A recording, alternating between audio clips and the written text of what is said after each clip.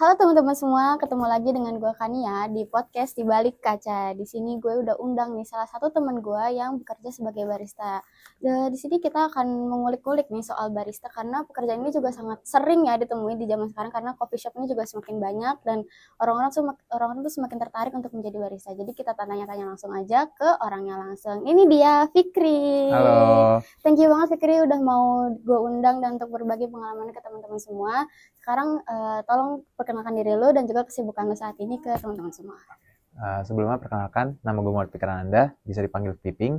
Kesibukan gue selain jadi barista, gue R&D menu juga di salah satu coffee shop dan beberapa freelance lainnya. Dan gue lebih sering ngampus aja sih. Berarti lo kesibukannya banyak ya jadi Betul, barista, iya. mahasiswa, freelance juga. Iya. Jadi boleh diceritain gak Fikri awal mula lo untuk mulai menjadi barista itu awalnya seperti apa ke peristiwanya? Oke, sebelumnya gue berawal bisa sampai sini sebagai barista. Pertama tuh gue lebih ke nge-apply sebagai barista itu nggak diterima kan awalnya. Terus akhirnya gue nyari relasi ke beberapa teman gue. Terus juga kalau emang mau belajar itu kan mahal ya, karena lowongan itu beberapa tuh ada yang minimal. Di barista tuh mereka tuh buka open locker itu minimal 3 bulan, 6 bulan, bahkan setahun. Sedangkan gue nggak punya basic. Nah gimana caranya gue bisa kerja di pekerjaan itu?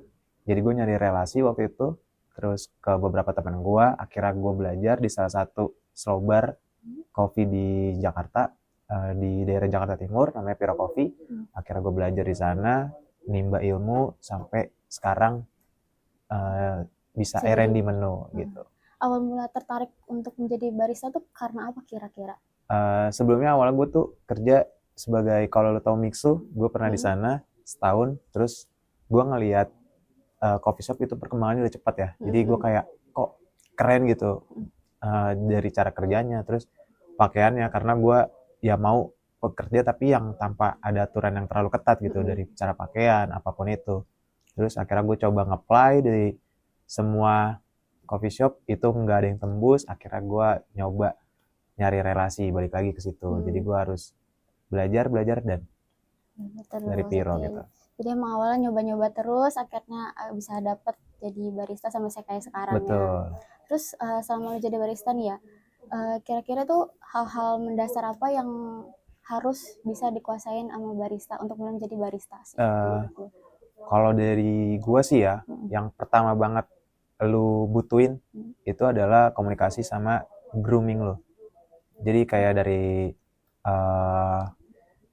opening, terus tuh kayak apa ya, menurut gue kayak lu tuh kebersihan nomor 1 dulu. Karena kalau lu nggak punya kebersihan itu lu bakalan susah.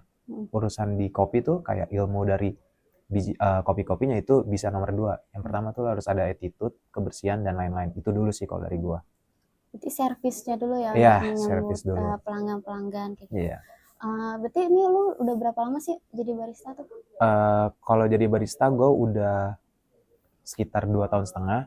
Dan itu gue beda lagi di pekerjaan gue yang lain. Kayak contohnya gue waktu itu sempat masuk di roastery, di biji kopinya. Jadi gue di kopi kalau ditotalin udah hampir sekitaran 3,5 tahun sih. Oke, lumayan lama juga berarti ya. Berarti kalau misalnya nih, kan karena udah lumayan lama, lo udah gak sih kayak definisi lo pribadi untuk menjadi barista tuh kayak apa? Misalnya menjadi barista tuh harus kayak yang tahu tentang taste, atau misalnya tahu tentang lebih ke performnya, ke di depan pelanggan, ataupun cara berkomunikasinya. Menurut tuh jadi barista tuh kayak apa? Ya kalau menurut gue ya, kalau gue tuh dari gue yang, maksudnya gue tuh kalau rasa itu nomor 2. Yang pertama tuh yang lo lakuin adalah komunikasi sih. Kalau misalkan kita bilang rasa, masih banyak coffee shop yang rasanya lebih enak. Jadi kalau menurut gue, kita tuh cara ngobrolnya dulu sih. Karena kalau lu terus nyari ilmu kayak pengetahuan, karena kan banyak kayak beberapa customer tuh yang pengen tahu gitu apa itu kopi. Bahkan susu pun kita harus tahu ada namanya steam, terus UHT, beda UHT itu sama susu murni apa. Nah gitu. Kalau dari gue adalah cara komunikasi lu ke pelanggan atau customer sih gitu. Berarti kalau misalnya, apakah jadi barista berarti kalau misalnya ada pelanggan nih nanya perbedaan misalnya espresso sama ini yang lainnya, berarti emang harus dijelasin. Betul, kita harus jelasin. Biasanya tuh ada sering beberapa, itu zaman gua dulu ya, zaman gua kerja dulu tuh ada namanya pendekar. Pendekar tuh sebutannya kayak senior di kopi yang mau ngetes juniornya yang bekerja di coffee shop yang masih junior. Contohnya tuh kayak beberapa, gue sering ketemu, terus akhirnya kayak itu tuh kultur itu masih ada sampai sekarang. Kayak dia datang ke coffee shop, coba ngetes beberapa, ntar kalau misalnya kayak enak dapat penjelasan. Yang menurut gue sih itu terlalu menggurui ya. Kalau gue nggak setuju sama itu. Ini masih banyak kultur-kultur yang di kopi itu yang jelek gitu. Berarti itu kayak termasuk sisi dukanya atau dari menjadi barista? Kalau dibilang duka sih, kalau gue ya itu gue selalu ngambil positif. After dia datang ke gue tuh selalu kan dapat ilmu ya dari dia. Kayak apapun itu, nah itu gue jadiin nilai positif aja. Jadi kayak namanya gue baru di kopi dan kedatangan gituan kan itu harusnya beruntung ya menurut gue ya, karena kan gue dapat ilmu lagi beberapa dari yang senior gitu ya. Betul. Berarti kalau boleh di-spill nih, suka dukanya menjadi barista tuh selama ini lo apa? Ada nggak sih? Suka dukanya ya, kalau sukanya tuh gue sebagai barista, relasi gue makin banyak. Jadi kayak beberapa customer gue kenal sama gue, terus juga relasi gue jadi nambah kan. Kalau dukanya tuh ya kayak apa ya, untuk sekarang sih gue belum menemukan yang parah gitu. Yang paling parahnya sih kayak gue udah ngebangun coffee shop sampai udah kita di fase modern dari slow bar, itu tiba-tiba tutup. Nah itu doang sih yang dukanya, yang masa itu pencapaian gue kayak anjir nih gue udah kerja di sini tiba-tiba kok tutup gitu, terus nggak rame gitu. Ya kan, padahal kan customer gue udah datang dan banyak yang barista gue nggak bisa diatur, jadi kayak agak susah sih buat kesana. Kan gue setahu gue sih ya, ini kalau dulu tuh kok coffee shop tuh masih belum banyak ada ya, gitu. Dan karena mungkin sejak banyaknya kayak bukan film-film atau romantisasi tentang kopi, jadi banyak banget coffee shop dan banyak banget yang jadi barista. Menurut tuh kenapa sih orang-orang tuh pengen jadi barista dan kenapa sekarang coffee shop tuh bisa serame nggak kayak dulu gitu? Kalau buat gue, ini pengalaman gue ya, gue juga takut ngomong.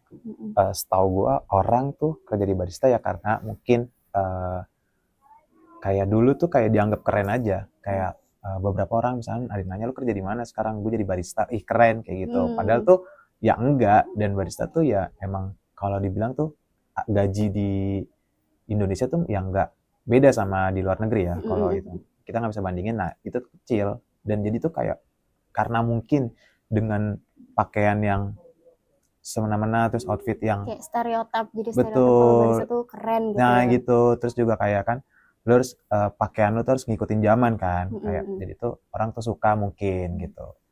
Oke, jadi emang mungkin agak FOMO kali ya orang zaman sekarang dan jadi barista jadi keren-keren gitu kan.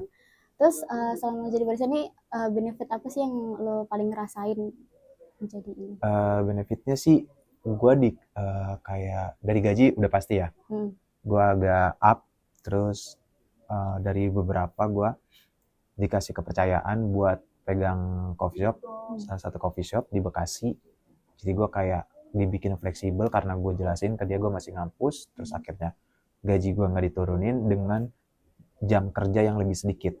Kayak jadi gue menurut gue kayak enak aja sih. Terus kalau benefit dari keuangan ya gue bisa ngampus, gue bisa bayar sendiri gitu. Kalau dari ekonomi ya, jadi gue dari yang gue kerjain tuh gue bisa bayar ini semua dengan usaha gue gitu. Jadi waktu kerja lu fleksibel sama kegiatan-kegiatan lu yang lain, jadi lu bisa enak gitu, bisa freelancer, bisa yang lain-lainnya. Nah kalau setahu gue kan biji kopi itu kan banyak ya. Betul. Dan itu tuh rasanya juga beda-beda. Tapi kalau untuk orang awam kayak gue sih rasa-rasa itu sama aja ya, pahit-pahit manis kayak gitu. Nah kalau di Indo sendiri tuh ada nggak sih menu kopi yang ciri khas untuk khas Indonesia kan? Kalau negara-negara lain banyak tuh misalnya espresso gini-gini itu dari negara-negara lain. Tapi kalau Indonesia sendiri tuh punya nggak sih menu kopi khas Indonesianya. Berarti ini lebih ke signature ya. Kayak kalau signature tuh buat sekarang yang gue tahu adalah kalau lo tahu Tuku tuh dia ngeluarin namanya kopi susu gula aren. Nah, itu yang dari Indo ya, setahu gue. Tapi gue belum tahu beberapa yang kayak tubruk ada di daerah Jawa, di Pulau Jawa masih pakai tubruk. Nah, kalau dari Indo sendiri ya dia pakai gula aren. Jadi kayak latte dikasih aren karena beberapa orang Indo kan agak kurang suka buat yang nggak manis ya, dia harus manis. Jadi kayak gimana caranya mengeluarkan, jadi ownernya Tuku itu punya ide ngasih gula aren, jadilah kopi gula aren, terus ditiru di beberapa coffee shop dan emang metodnya banyak yang ada yang berbeda gitu. Dan jadi kopi susu gula aren tuh termasuk khas Indonesia gitu ya, betul, inovasi ya, Indonesia. Betul. Jujur emang enak sih, Ya, emang betul. manisnya tuh ngepas kalau menurut gue. Terus karena tadi kan udah ngomongin soal benefit, suka duka. Terus selama 3 tahun ini lu jadi barista tuh ada achievement apa sih yang paling membanggakan menurut lu, yang nggak bayang akhirnya gue bisa dapet ini gitu? Oke, kalau dari gue achievementnya, gue juga belum yang explore banget ya, karena gue masih ngerasa 3 tahun tuh bukan waktu yang, maksudnya bukan pengalaman yang tinggi menurut gue. Untuk ikut kompetisi gue udah pernah di beberapa ya, walaupun penyisian gue ada yang kalah. Paling yang gue bangga adalah gue masuk 4 besar di daerah Bekasi, namanya Pondok Garden. Itu dia kayak kita satu Bekasi kumpul gitu.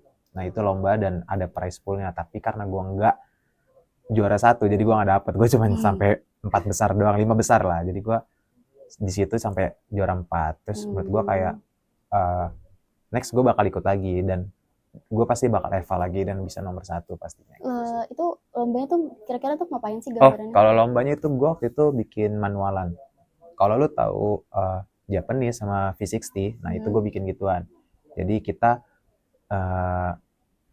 lombanya tuh enggak yang buat langsung nge-serve gitu, enggak. Tapi kita harus menjelaskan bijinya dari mana, kita pakai rasio apa, terus pouringnya pakai berapa, terus suhunya pakai berapa, dan masih banyak lain sih, kayak lu pakai teknik apa gitu. Jadi kita harus menjelaskan terus apa yang dihasilkan dari rasa kopinya tuh aftertaste-nya kayak gimana. Contohnya gua waktu itu pakai Papua Nugini, aftertaste-nya tuh jadi clean dan itu kayak soft aja. Kalau lu pernah minum air putih, maksudnya lu kan minum air putih nih ya, kurang lebih kayak gitu. Jadi kayak clean gitu di tenggorokan. Terus ada acidnya, dan kayak acidnya tuh ya nggak terlalu acid ya, jadi kayak ya enak aja gitu. Jadi gue harus menjelaskan apa yang terjadi dari proses gue, terus aftertaste-nya bakal kayak gimana.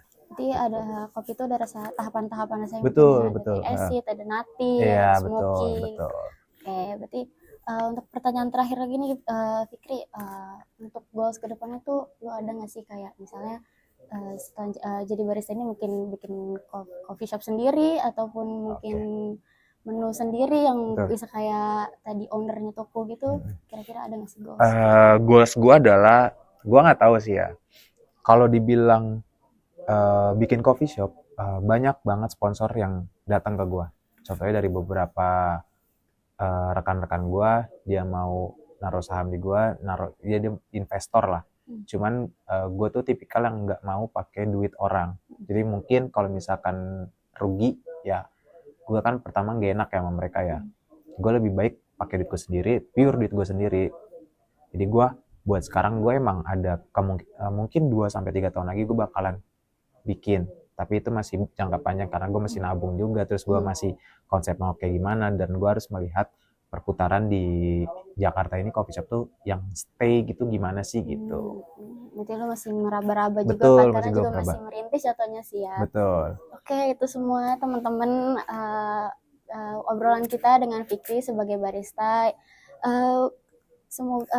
Jujur seru banget sih, soalnya gue juga ngelihat barista tuh sebagai pekerjaan yang keren, karena gue juga suka ngelihat vlog-vlog orang luar kayak keren banget di bar, di klub ataupun yang lainnya.